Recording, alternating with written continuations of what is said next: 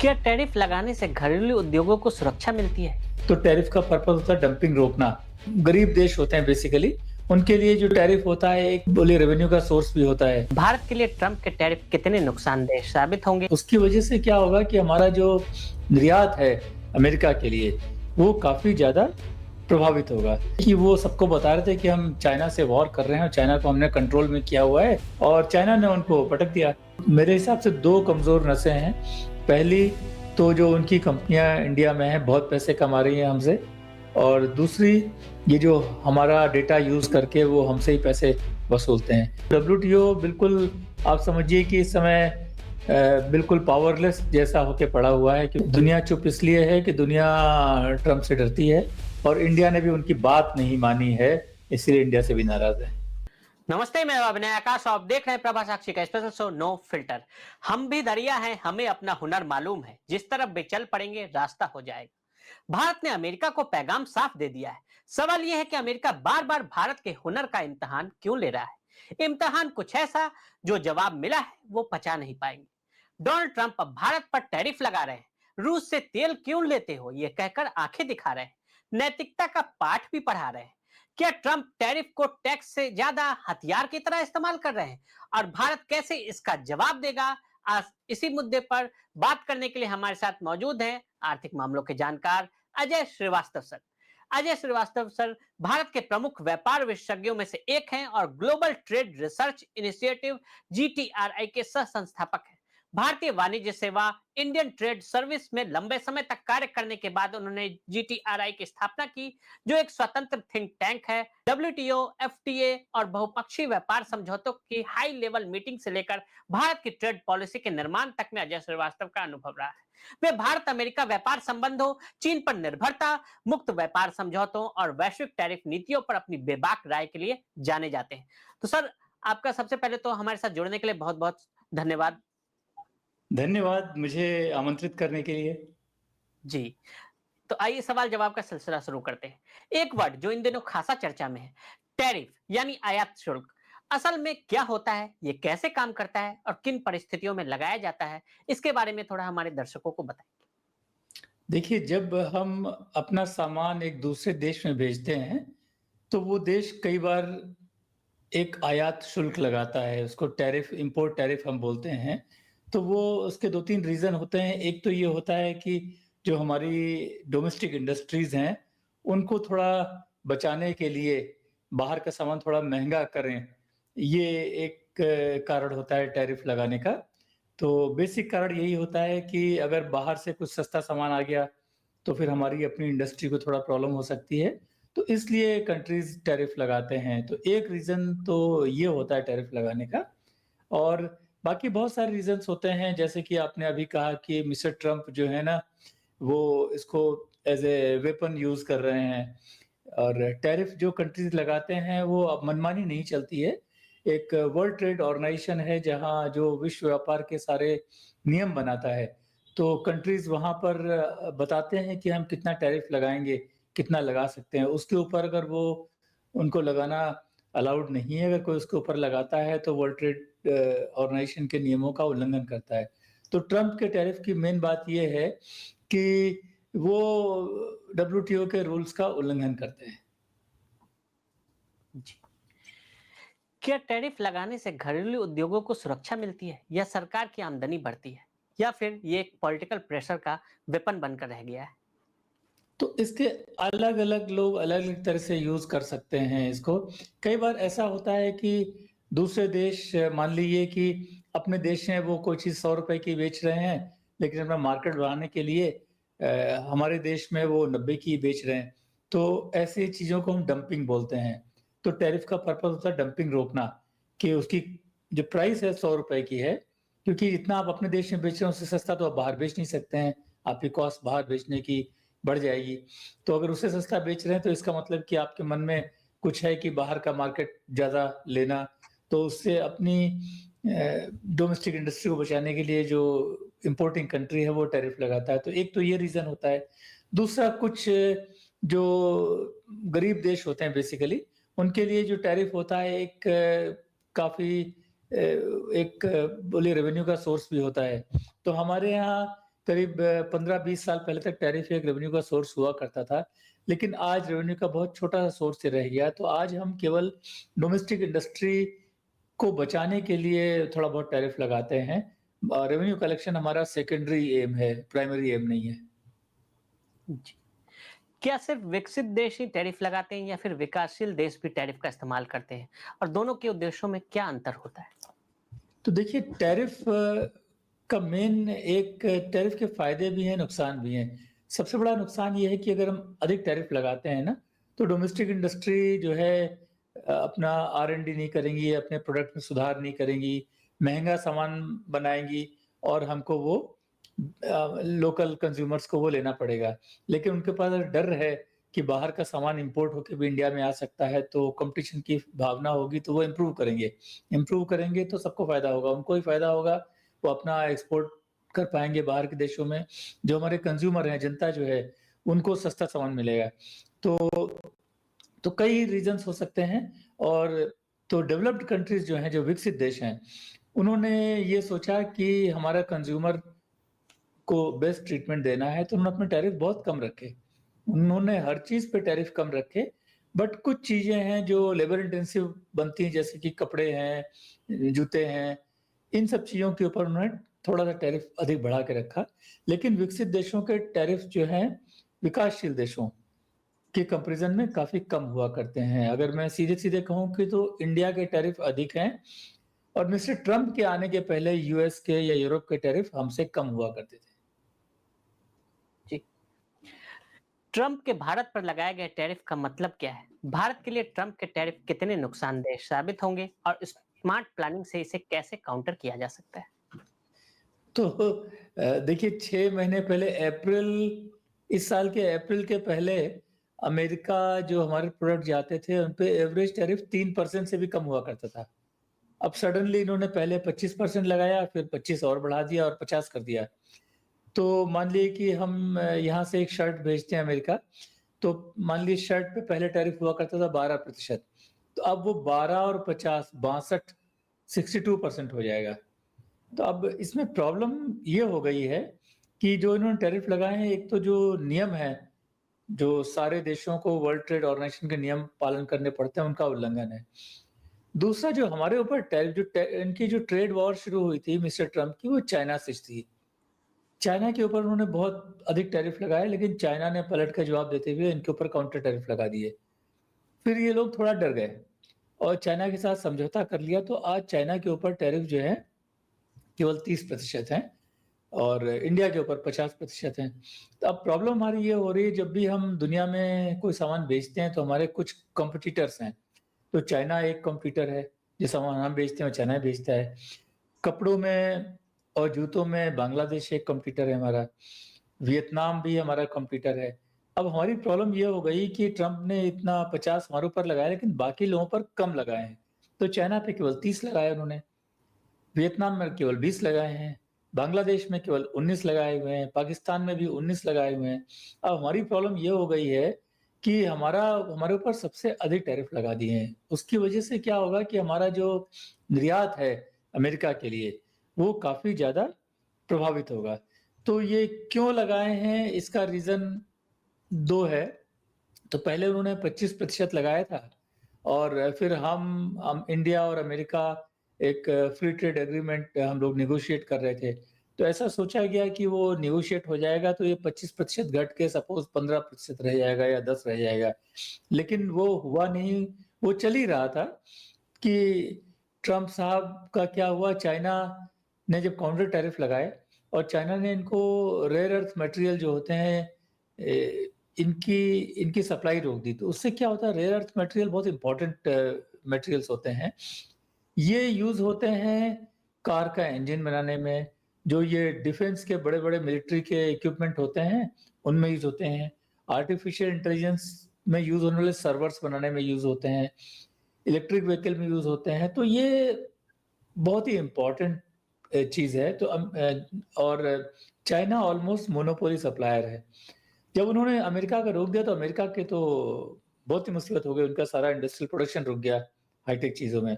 तो डर के पीछे उन्होंने चाइना से समझौता कर दिया और चाइना के ऊपर कम टैरिफ लगाए। 30% टैरिफ लगाया उन्होंने। तो और साथ में इससे क्या हुआ, जो ट्रेड वॉर शुरू हुई थी अमेरिका और चाइना के बीच शुरू हुई थी, तो वो दुनिया को बता रहे थे कि हम कैसे चाइना को गिरा रहे हैं। लेकिन अब मिस्टर ट्रम्प की प्रॉब्लम ये हो गई कि वो सबको बता रहे थे कि हम चाइना से वॉर कर रहे हैं और चाइना को हमने कंट्रोल में किया हुआ है, और चाइना ने उनको पटक दिया। तो अब उनको अपने वोटर्स को दिखाना था किसी के लिए, कि एक फॉल गाई जैसे दिखाना था कि उन्होंने, तो इंडिया को इस तरह से चुना उन्होंने कि इंडिया के ऊपर 25% ड्यूटी लगाई थी, और उन्होंने एक और उसका बढ़ाकर डबल कर दिया, 50 कर दिया। और रीजन क्या बताया? रीजन ये बताया है कि इंडिया जो है रशिया से ऑयल खरीदता है, उसकी वजह से क्या हो गया, रशिया को जो पैसे मिलते हैं उससे वो यूक्रेन में वॉर हो रही है, तो इंडिया सीधे फ्यूल कर रहा है रशिया यूक्रेन की वॉर को, जो कि बहुत गलत बात है। अमेरिका उसको सपोर्ट नहीं करता है, इसलिए अमेरिका पनिश करेगा इंडिया को 25% टैरिफ लगाकर।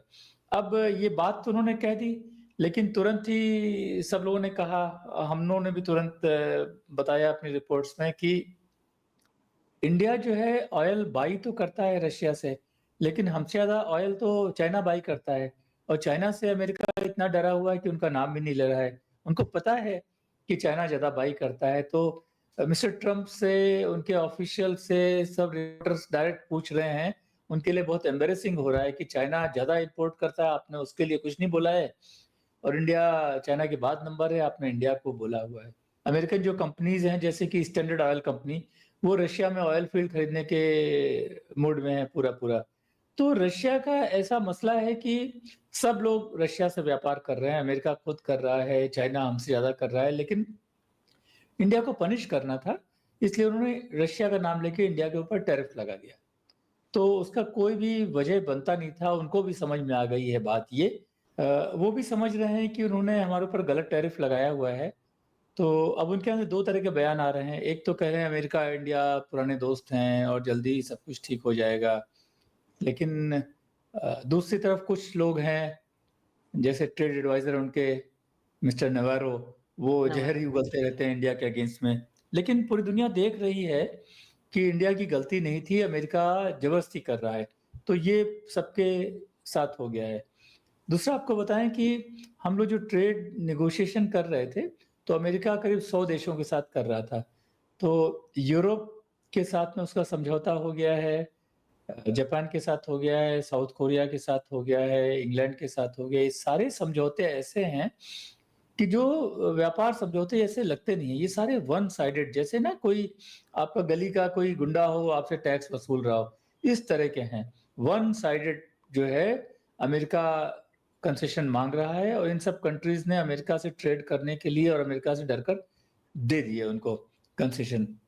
इंडिया और चाइना अकेले 2 कंट्री हैं, और ब्राजील भी, जिन्होंने जो उनकी डिमांड्स थी सारी नहीं मानी। उन्होंने कहा कि नहीं, हम बराबरी से समझौता करेंगे, इसीलिए डील नहीं हो पाया। ना चाइना के साथ ठीक से डील हो पाया, इंडिया के साथ भी नहीं हो पाया, और ब्राजील के साथ भी नहीं हो पाया। इसीलिए उन्होंने इंडिया और ब्राजील पर हाईएस्ट टैरिफ 50% लगा दिए। चाइना पर तो 145 लगाए थे, लेकिन फिर चाइना ने जब उनका रेयर अर्थ की सप्लाई रोकी, तो डर के पीछे उन्होंने 30 कर दिए हैं। तो इस समय आज की पोजीशन ये है कि पूरी दुनिया देख पा रही, जो ट्रम्प ने टैरिफ लगाए हैं, एक तो WTO के रूल्स को वायलेट करते हैं, दूसरा इंडिया के ऊपर जो उन्होंने थोपा है कि रशिया के लिए हम कर रहे हैं, वो पूरी दुनिया देख रही गलत है। उनको भी समझ में आ रहा है कि उन्होंने गलत बात पर ले लिया है पनिशमेंट। अब देखते हैं आगे कैसे होता है। जी। अभी जैसे आपने बताया कि चीन पर भी टैरिफ लगाया गया था, लेकिन उन्होंने काउंटर किया और रेयर अर्थ मिनरल को रोकने की धमकी भी दे डाली। तो भारत के पास क्या ऐसा कोई मतलब कमज़ोर नस नहीं है जो कि जिसको दबाकर अमेरिका को मतलब देखो, सही रास्ते पे चलाया जा सके? हमारे पास 2-3 कमजोर नसें हैं जी। अमेरिका की, लेकिन हमें थोड़ा डेवलप करना पड़ेगा। तो एक तो ये है कि अमेरिका की 2000 से अधिक कंपनीज इंडिया में हैं। बहुत पैसे इंडिया से कमाती हैं वो। तो मिस्टर ट्रम्प हमेशा कहते हैं कि इंडिया एक्सपोर्ट ज़्यादा करता है, अमेरिका से कम खरीदता है, इसलिए जो व्यापार घाटा है $45 बिलियन का है, क्योंकि इंडिया जो है काफ़ी रिस्ट्रिक्शंस लगाता है, टैरिफ अधिक करता है, नॉन टैरिफ बैरियर लगाता है, रिस्ट्रिक्शंस बहुत सारे करता है। तो लेकिन ये जो 2000 कंपनियां हैं, ये ये इंडिया से करीब $80 बिलियन ले जाती हैं। दूसरा, जो हमारे बच्चे जाते हैं अमेरिका में पढ़ने के लिए, वो हर साल करीब $15 बिलियन की फीस देते हैं वहाँ पर और रहते हैं, रहने का खर्चा 10 बिलियन अलग है। तो अगर ओवरऑल देखें तो अमेरिका हमसे बहुत ज़्यादा डॉलर वसूलता है बनिस्बत इतने हम उनसे लेते हैं व्यापार के थ्रू।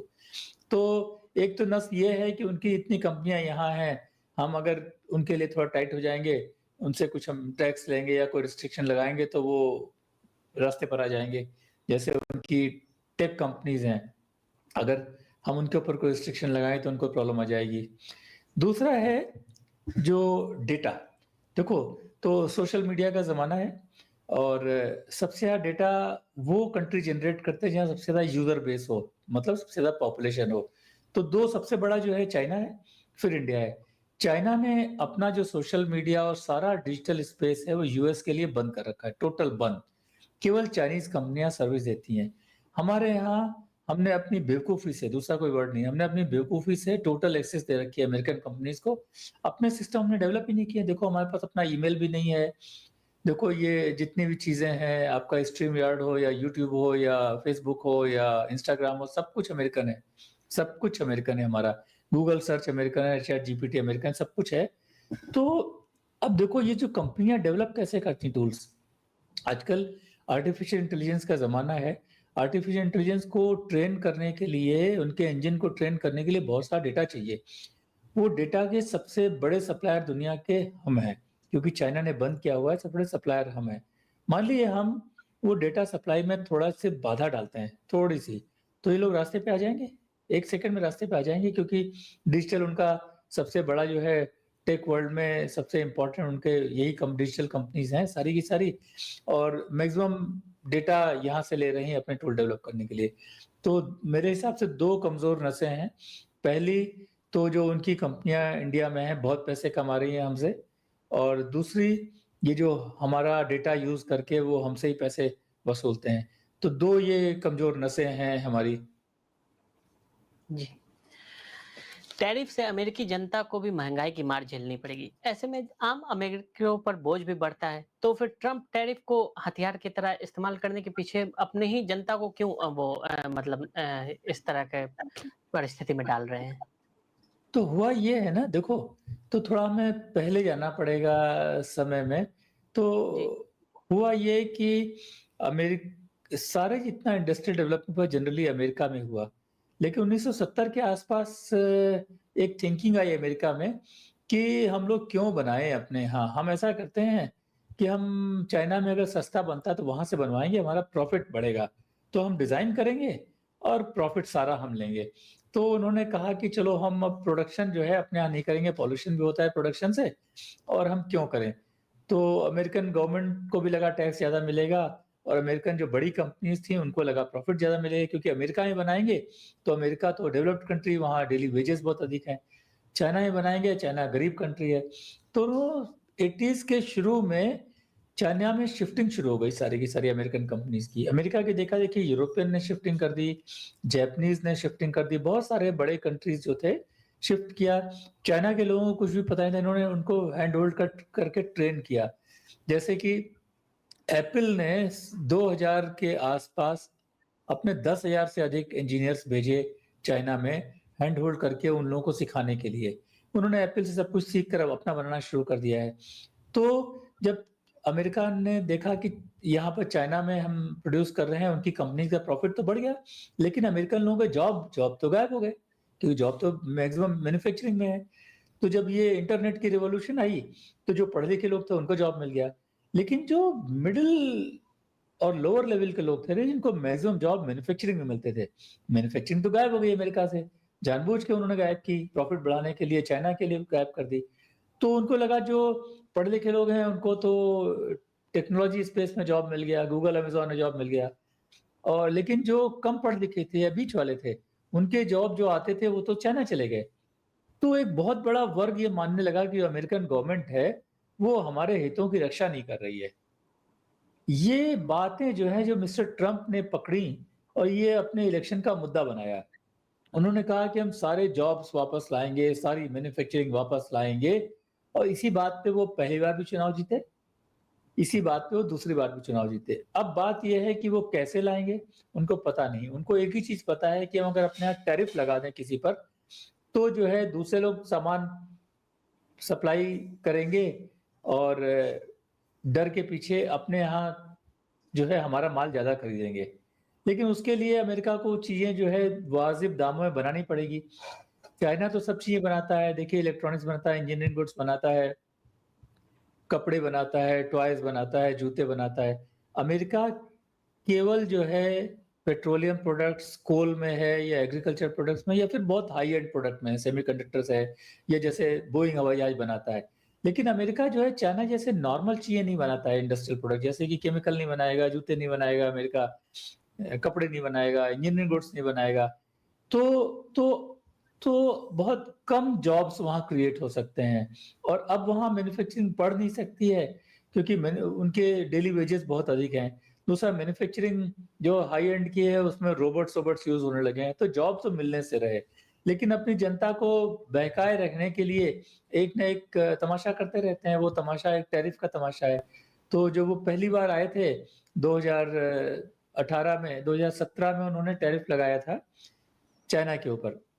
उसका असर ये हुआ 5 साल का डेटा अगर देखा जाए तो अमेरिका की ट्रेड डेफिसिट तो बढ़ गई करीब $800 बिलियन की और चाइना का ग्लोबल एक्सपोर्ट बढ़ गया। तो चाइनीज गुड्स जो डायरेक्ट अमेरिका जाते थे वो और देशों से घूम-घूम कर अमेरिका जाने लगे। जैसे वियतनाम जाते थे, वहाँ से अमेरिका चले जाते थे, मेक्सिको जाते थे, वहाँ से अमेरिका चले जाते थे थोड़ी बहुत प्रोसेसिंग के बाद में। तो इस बार भी जब आए मिस्टर ट्रम्प तो हम मुझे लगा था शायद टैरिफ छोड़ देंगे इस बार क्योंकि पिछली बार उनको टैरिफ से कुछ फायदा नहीं हुआ। लेकिन इस बार भी उन्होंने टैरिफ को पकड़ा हुआ है। चाइना को पकड़ने की कोशिश की, चाइना ने रेयर अर्थ की धमकी देकर अपने को पकड़ने नहीं दिया। तो वो इंडिया जैसे कंट्रीज को पकड़ रहे हैं और बाकी लोगों को पकड़ रहे हैं। ब्राजील, भारत और चीन, इन 3 देशों का आपने नाम लिया जो कि मुखर रूप से ट्रंप के टैरिफ पॉलिसी के खिलाफ हैं। लेकिन बाकी दुनिया टैरिफ पॉलिसी पर खामोश क्यों है? ये डर है या फिर मजबूरी? तो डर ये जो है ये मैं आपको खुद बताऊँ मैं खुद भी मैंने सोचा था जब ये ट्रम्प ऐसी बातें करेंगे देखिए जो फ्री ट्रेड एग्रीमेंट्स होते हैं मैंने तो आधी ज़िंदगी में वही सब नेगोशिएट किए हुए हैं। तो 2 पक्ष सामने बैठते हैं बहुत ही शांतिपूर्ण माहौल में और सब कुछ बराबरी से होता है। अगर मैं आपको ₹100 कंसेशन दे रहा हूँ तो मुझे अगर 100 नहीं तो 90 तो चाहिए। बट इस केस में ये भाई साहब कुछ भी नहीं दे रहे हैं।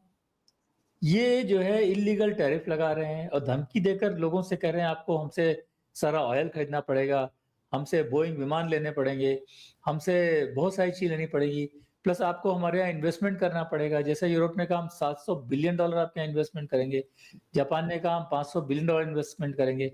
तो मुझे भी ये अचरज हुआ, मुझे लगा कोई कम से कम बड़े देश जो हैं, तो जैसे यूरोपियन यूनियन 27 देशों का समूह है, मुझे लगा वो लोग कुछ प्रतिरोध करेंगे। बट प्रतिरोध बहुत ही हल्का-सा हुआ और सबने सरेंडर कर दिया टोटल। तो देखो जापान जापान में मैं कई बार गया हूँ, उनके यहाँ राइस जो है ना, वो कल्चरली इतना सेंसिटिव मानते हैं राइस फार्मर्स को बहुत प्रोटेक्ट करके रखते हैं कि हम इम्पोर्ट ऐसे जितना ज़रूरत पड़ेगी लेंगे हम ऐसे कहीं से भी नहीं कर सकते हैं। अमेरिका के लिए उन्होंने राइस खोल दिया है। तो ऐसे यूरोप ने सब सरेंडर कर दिया, ऐसे साउथ कोरिया ने सरेंडर कर साउथ कोरिया का तो उनका एक साथ में फ्री ट्रेड एग्रीमेंट था, उसके बाद भी उन्होंने दोबारा कर लिया डर के पीछे। तो ये सब डर गए सारे के सारे। केवल चाइना खड़ा रहा क्योंकि वो शायद लेवरेज था, ब्लैकमेल करने की स्थिति में था। इंडिया क्योंकि इंडिया ने इतना उनका प्रतिरोध तो नहीं किया लेकिन वो खुद ही हमसे नाराज़ हो गए डिफरेंट कारणों से और ड्यूटी लगा दी तो सब रुक गया। तो मुझे तो कई बार लगता है कि ठीक ही हुआ कि हम बेकार के ट्रेड डील से बच गए हैं। देखते हैं अभी आगे क्या होता है इसमें। भारत और चीन मिलकर दुनिया के 1/3 मार्केट का प्रतिनिधित्व करते हैं। ऐसे अमेरिका का टैरिफ लगाना कितना समझदारी भरा है? बिल्कुल समझदारी भरा नहीं है और इसके रिजल्ट्स उनको मिल चुके हैं। जो पिछले टर्म में मिस्टर ट्रम्प मैंने बताया कि उन्होंने टैरिफ लगाए, उनको लगा कि उनको फ़ायदा होगा, लेकिन उनकी तो ट्रेड डेफ़िसिट बढ़ गई $800 बिलियन से और जिसके ऊपर लगाया था उसका एक्सपोर्ट बढ़ गया। तो इसका मतलब winner was China, loser was America. इस बार जो है उन्होंने पूरी दुनिया पे लगा रहे हैं, तो इस बार उनको और बुरा फल मिलेगा। तो जब वो जाएँगे तो देखिएगा अमेरिका की आर्थिक हालत आज की तुलना में कहीं बदतर होगी। क्या आज दुनिया में आर्थिक युद्ध व्यापारिक युद्ध से भी ज्यादा खतरनाक हो गया है? तो देखो आर्थिक व्यापारिक तो सेम ही है चीज़ें और जी, जो जनरली क्या पारंपरिक युद्ध हम देखते आ रहे हैं जैसे इज़राइल और हमास के बीच या भारत और पाकिस्तान के बीच, ये पारंपरिक युद्ध से मतलब आर्थिक युद्ध जो है वो ज़्यादा खतरनाक होता जा रहा है। तो हाँ, तो आर्थिक युद्ध लड़ने के लिए आपको ज़्यादा पैसे नहीं चाहिए ना। पारंपरिक युद्ध लड़ने के लिए आपको मिसाइल चाहिए, प्लेन्स चाहिए, बहुत सारी चीज़ें चाहिए, रोबोट्स चाहिए, बहुत सारी चीज़ें चाहिए, ठीक है? एक-एक मिसाइल जो है $5-5 मिलियन डॉलर्स की आती है। आर्थिक युद्ध के लिए क्या है, उनको कुछ नहीं करना है, उनको तो एक नोटिफ़िकेशन इश्यू करना है कि टैरिफ 50% हो जाएगा, हो गया, खत्म। कोई इन्वेस्टमेंट नहीं है, आप पूरी दुनिया को रुला सकते हैं। हाँ, अगर आपको चिंता नहीं कि आपके देश की भी बर्बादी हो रही है, जो उनको अभी सब लोगों को लग रहा है कि बहुत अच्छा कर रहे हैं, सबको परेशान करके, तो मैंने जैसा बताया कि पिछले टैरिफ वॉर में भी उनका नुकसान हुआ था, इस बार भी नुकसान होगा। तो 2 बातें हैं, पारंपरिक मिलिट्री वाले युद्ध में पैसे बहुत लगते हैं और आप पूरी दुनिया से नहीं लड़ सकते हो और उसमें आपको फ़ायदा कुछ नहीं होता है, आप अपने दुश्मन का डैमेज कर सकते हो। इसमें आपको लग रहा है टैरिफ वॉर करके जैसे उन्होंने अब यूरोप से फ़ायदा ले लिया ना, 700 बिलियन उनसे कमिट करा लिए कि वो लोग अमेरिका में आके इन्वेस्ट करेंगे। जापान ने कह दिया डर के पीछे कि अब 500 बिलियन इन्वेस्ट करेंगे अमेरिका में और प्रॉफिट भी कहिए 90% अमेरिका ही रख ले। तो ये तो मतलब दादागिरी से उन्होंने करवा लिया है। तो जो जनरल वॉर होती है, जैसे कि आप याद करो कि उन्होंने हिरोशिमा, नागासाकी ये बम डाले थे। बम डाले थे तो तो जापान तो बर्बाद हो गया था, 2 शहर बर्बाद हो गए थे। लेकिन अमेरिका को कुछ नहीं मिला ना उसमें। इसमें अमेरिका को मिल रहा है, इन्वेस्टमेंट आ रहे हैं, ये आ रहे हैं, तो आर्थिक युद्ध में पैसे कम लगते हैं, बट केवल स्ट्रॉन्ग पावर्स कर सकती हैं। आज की दुनिया में केवल यूएस ही ऐसा है जो ये सब कर सकता है और किसी के पास दम नहीं, कोई मानेगा ही नहीं। जी, आपने डब्ल्यूटीओ का बार-बार ज़िक्र किया है। तो डब्ल्यूटीओ ट्रंप को टैरिफ की इजाज़त कैसे दे रहा है? अगर नहीं तो फिर विश्व व्यापार संगठन जैसी नीतियों पर दखल दे सकता है, वो आखिर खामोश क्यों है इन सब सारे मुद्दों पर? तो डब्ल्यूटीओ जो है एक मेंबर ड्रिवन ऑर्गेनाइजेशन है और तो अमेरिका ने करीब ये लोग 6-7 साल से प्लान कर रहे हैं। तो ऐसा होता है कि कई बार ऐसा हुआ है कि एक छोटा-सा देश अमेरिका की किसी एक्शन से उसको पसंद नहीं आया व्यापारिक एक्शन, तो वो डब्ल्यूटीओ में अमेरिका को ले गए वो लोग, मुकदमा किया। उसको डिस्प्यूट सेटलमेंट बोलते हैं कि डिस्प्यूट है अमेरिका के साथ में और अमेरिका हारा। अमेरिका इतना बड़ा देश है लेकिन वहाँ वो लोग लॉजिक से देखते हैं, अमेरिका हारा और अमेरिका बहुत सारे केसेस में हारा। तो अमेरिका ने ये कहा ये डब्ल्यूटीओ में तो हम हार जाते हैं, ये लोग हमारा हर एक्शन लॉ में देखते हैं, तो ये डब्ल्यूटीओ जो है थोड़ा-सा कमज़ोर करना चाहिए। तो डिस्प्यूट सेटलमेंट में क्या होता है कि डिसीजन आता है, उसका जैसे अपील कोर्ट होता है, हाई कोर्ट होता है, वैसे वहाँ पर एक एपेलेट बॉडी होती है। तो अमेरिका ने क्या किया जो एपेलेट बॉडी के जजेस होते हैं, वो रिटायर होते हैं हर 6 साल में। जो लोग रिटायर हुए ना, उन्होंने नए जजेस को अपॉइंटमेंट ही नहीं होने दिया, अमेरिका ने। अच्छा। तो एपेलेट बॉडी डिफंक्ट हो गई। तो इसलिए आज कोई भी देश अगर जा रहा है डब्ल्यूटीओ में, तो नीचे लेवल पर डिसीजन होता है लेकिन अपील में जाकर वो अटक जाता है, सारे। तो ये एक बड़ी समस्या हो गई, तो डब्ल्यूटीओ बिल्कुल आप समझिए कि इस समय बिल्कुल पावरलेस जैसा होके पड़ा हुआ है क्योंकि अमेरिका ने ही उनके जजेस का अपॉइंटमेंट रोका हुआ है, तो वहाँ काम ही नहीं हो सकता है। अब लोग बात कर रहे हैं कि दूसरा कोई करने के लिए कोई बॉडी बन डब्ल्यूटीओ के अंदर ही दूसरे मैकेनिज्म के लिए जहाँ अमेरिका ना हो, बाकी देश हों, लेकिन वो सब बातें अभी केवल बातों के ही स्तर में है। तो अगर एक लाइन में कहें तो डब्ल्यूटीओ ने सारे रूल बनाए, सारा जो विश्व व्यापार उसके नियमों से ही आज भी चल रहा है, लेकिन अमेरिका ने अभी देखा कि डब्ल्यूटीओ के रूल्स अब उसको सूट नहीं कर रहे हैं, तो डब्ल्यूटीओ को वीकेन कर रहा है। एक सवाल का जवाब जो मैं आपसे जानना चाहता हूँ कि क्या भारत सच में ऊँचे टैरिफ लगाने वाला देश है? और ये किन देशों पर सबसे ज़्यादा आयात शुल्क लगाता है? तो जो टैरिफ्स होते हैं ना, एक डब्ल्यूटीओ जी, का एक सिंपल रूल है, उसको बोलते हैं मोस्ट फेवर्ड नेशन। मतलब जी, जितने भी डब्ल्यूटीओ मेंबर्स हैं, आप सबको as a most favoured treat करोगे। मतलब अगर आप जैसे पेन के ऊपर 10% टैरिफ लगाते हो, तो आप सारे डब्ल्यूटीओ मेंबर में केवल 10 लगाओगे, किसी पे आप 11 नहीं लगा सकते हो। ऑफ कोर्स अगर आप किसी के साथ में स्पेशल फ्री ट्रेड एग्रीमेंट है, उसके ऊपर आप कम लगा सकते हो। लेकिन जिसके साथ नहीं है, आप सबके ऊपर सेम लगाओगे। उसको एमएफएन प्रिंसिपल बोलते हैं, ठीक है? तो अ, जब डब्ल्यूटीओ बना था तो हर कंट्री ने कंट्रीज के बीच में काफ़ी नेगोशिएशन हुआ, कौन कितना टैरिफ लगा सकता है। तो डेवलप्ड कंट्रीज ने तो अपने कम टैरिफ रखे, लेकिन जो डेवलपिंग कंट्रीज थे, इंडिया, चाइना, साउथ कोरिया, इन लोगों ने अपने टैरिफ थोड़े अधिक बढ़ा कर रखे। इनको लगा कि हमें प्रोटेक्शन थोड़ा अधिक चाहिए, और वो सब डब्ल्यूटीओ में सब नेगोशिएशन के बाद में सारे देशों ने सहमति बनाई। उसके बाद में डब्ल्यूटीओ एग्रीमेंट पास हुआ 1995 में। और अमेरिका ने जब हमें अलाउ किया थोड़ा अधिक टैरिफ रखने के लिए, उसका एक रीज़न था, उन्होंने हमसे कहा इसके बदले में तुमको हमारे 2-3 काम करने पड़ेंगे। जैसे कि आप हम लोग एग्रीकल्चर को अमेरिका में सब्सिडी देते हैं, आपको वो लीगल माननी पड़ेगी, हमने वो मानी। जैसे उन्होंने कहा कि ये इंटेलेक्चुअल प्रॉपर्टी राइट्स है, दवा के जो प्राइस वाइस होते हैं, पेटेंट की बात, वो भी वो डब्ल्यूटीओ के बाहर था, उनका डब्ल्यूटीओ में हम लाना चाहते हैं। तो हमको वो भी बात माननी पड़ी, क्योंकि वो हमारे हाई टैरिफ मान रहे थे। जैसे सर्विसेज कभी नहीं था डब्ल्यूटीओ में, उन्होंने कहा कि सर्विसेज अमेरिका में, यूरोप में डेवलप हो रहा है, वो भी लाएँगे। तो हमने उनकी बहुत सारी चीज़ें मानी, तो उन्होंने हमारी एक चीज़ मानी कि चलो हम लोग थोड़ा हायर टैरिफ रख सकते हैं। तो ये सब नेगोशिएशन के बाद में ये टैरिफ थे। तो इंडिया का टैरिफ, एवरेज टैरिफ आज की डेट में 17% है। तो और देशों के, जैसे कि जो डेवलप्ड कंट्रीज़ हैं, जैसे कि अमेरिका का मिस्टर ट्रम्प के पहले 3% था, यूरोप का भी 3 से 4% के बीच में है। ठीक है? चाइना ने अपना करीब चाइना का 8-9% के आसपास है, साउथ कोरिया का 13.5% है, इंडिया का 17% है। तो इस तरह से है। तो इंडिया का हायर है कंपेयर टू मेनी कंट्रीज़, लेकिन वो सब नेगोशिएटेड है और डब्ल्यूटीओ के रूल्स को अप्रूव करता हुआ है, रूल्स के अंदर है। अमेरिका के जो नए टैरिफ लगे हैं 50% इंडिया पे, बाकी लोगों पर, ये सब चीज़ें डब्ल्यूटीओ रूल को वायलेट करती हैं। जी।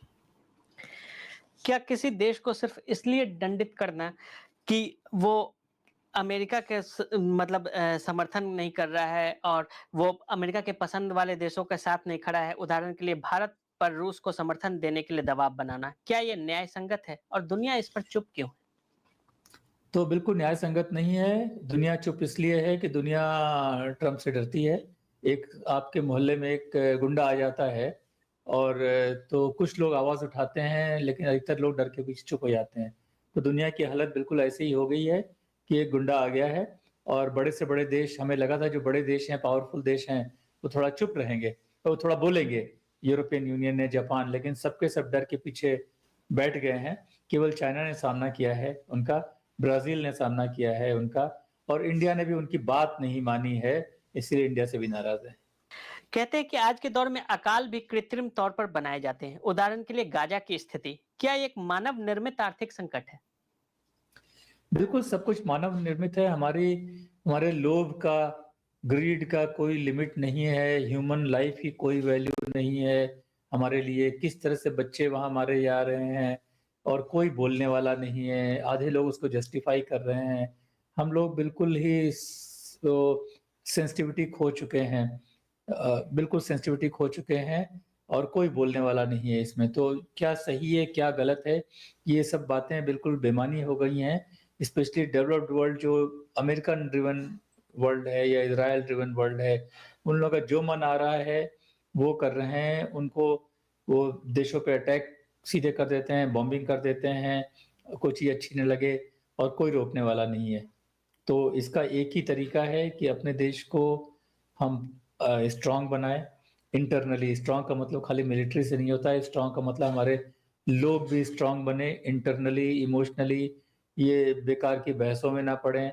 हम सही को सही जानें, गलत को गलत जानें, और बोलना भी सीखें। अगर हमारे पड़ोसी के साथ में कोई दुर्व्यवहार हो रहा है, कोई कुछ बोल रहा है, तो हमें उसका प्रोटेक्शन करना चाहिए। तो हम अगर अपने आप को ठीक बनाते हैं, अपने सराउंडिंग्स को ठीक बनाते हैं, वही एक तरीका है। लेकिन आज की दुनिया में तो सच, झूठ, गलत, सही कुछ नहीं है।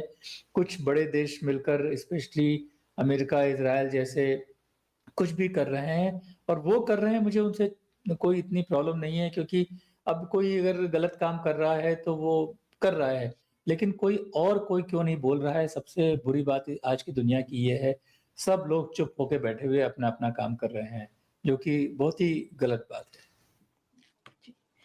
तो हम हमारे साथ जुड़ने के लिए सर आपका बहुत-बहुत धन्यवाद। आपने बहुत ही ज्ञानवर्धक जानकारियाँ हमारे और हमारे दर्शकों के साथ साझा की हैं।